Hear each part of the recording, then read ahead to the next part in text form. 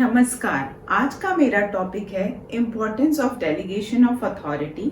इसमें 6 पॉइंट है और शुरू करते हैं पहले पॉइंट से। तो पहला पॉइंट है इफेक्टिव मैनेजमेंट। इफेक्टिव मैनेजमेंट इसलिए होता है क्योंकि सुपीरियर जो होता है वो सबऑर्डिनेट को कुछ काम असाइन कर देता है, day to day routine work, और उसके बदले में वो strategic planning, policy making and growth of the organisation पे ज़्यादा फोकस कर लेता है। इससे क्या होता है कि वो दोनों तरफ से एक बैलेंस मेंटेन कर लेता है। वो कंपनी के ग्रोथ के बारे में भी वो मैनेजमेंट अच्छे से कर लेता है, और जो डे टू डे वर्क है वो सबऑर्डिनेट को देके वो उसको भी अच्छे से मैनेज कर लेता है। तो ये हमारा पहला पॉइंट था, इफेक्टिव मैनेजमेंट।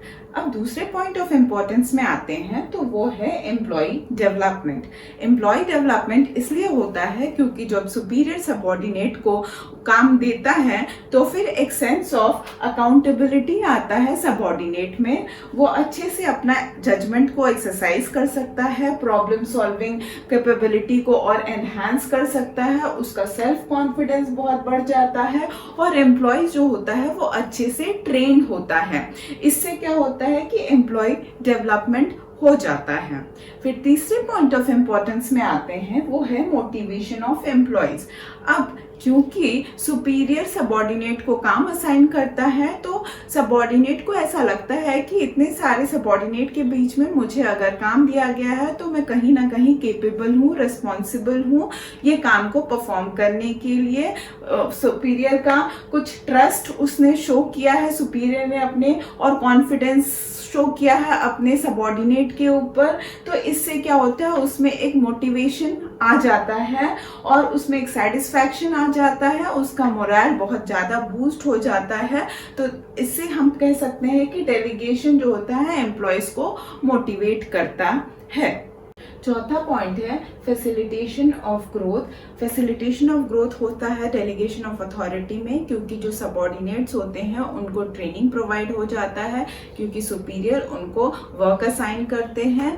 तो इससे क्या होता है कि जब भी कंपनी का डाइवर्सिफिकेशन होता है, एक्सपेंशन होता है, ग्रोथ होता है, तो जो सबऑर्डिनेट्स होते हैं वो ऑलरेडी रिस्पॉन्सिबल होते हैं कि वो अपना नया पोजीशन को टेकअप कर सकें। और ये कहते हैं without delegation no organisation can grow. कोई भी ऑर्गेनाइजेशन डेलीगेशन के बिना नहीं ग्रो हो सकता है, क्योंकि जो स्ट्रैटेजिक वर्क रहता है, ग्रोथ अपॉर्चुनिटीज होता है, वो सुपीरियर देखता है, वो ज़्यादा एक्सपेंशन और ग्रोथ के बारे में सोच रहा होता है, और दूसरी तरफ इनको भी वो ट्रेन कर देता है ताकि वो नया पोजीशन को टेकअप करने के लिए रेडी हो जाएं।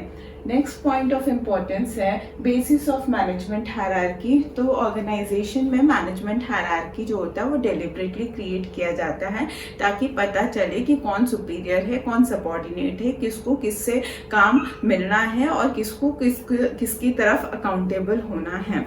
तो ये जब क्लियर हो जाता है तो ये डेलीगेशन ऑफ अथॉरिटी चलता रहता है लास्ट लेवल ऑफ मैनेजमेंट तक।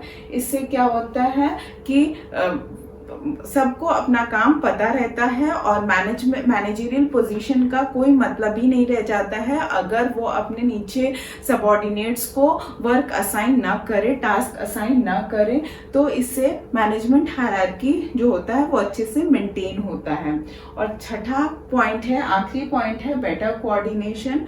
तो डेलीगेशन ऑफ अथॉरिटी में 3 एलिमेंट बहुत इंपॉर्टेंट होता है, एक अथॉरिटी, एक रिस्पॉन्सिबिलिटी और अकाउंटेबिलिटी, जिसका मतलब होता है कि पावर, ड्यूटी और आंसरेबिलिटी।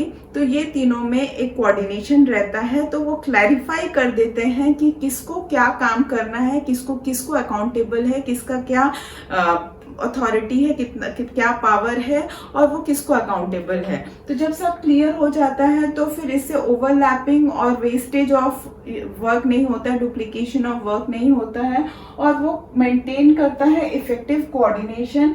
किसमें? तो हर डिपार्टमेंट में, क्योंकि सबको अपना काम पता रहता है थ्रू डेलीगेशन, और ये एक कोऑर्डिनेशन होता है हर लेवल्स ऑफ मैनेजमेंट में। सारे लेवल्स एक दूसरे के साथ बड़ी आसानी के साथ कोऑर्डिनेट कर देते हैं। धन्यवाद।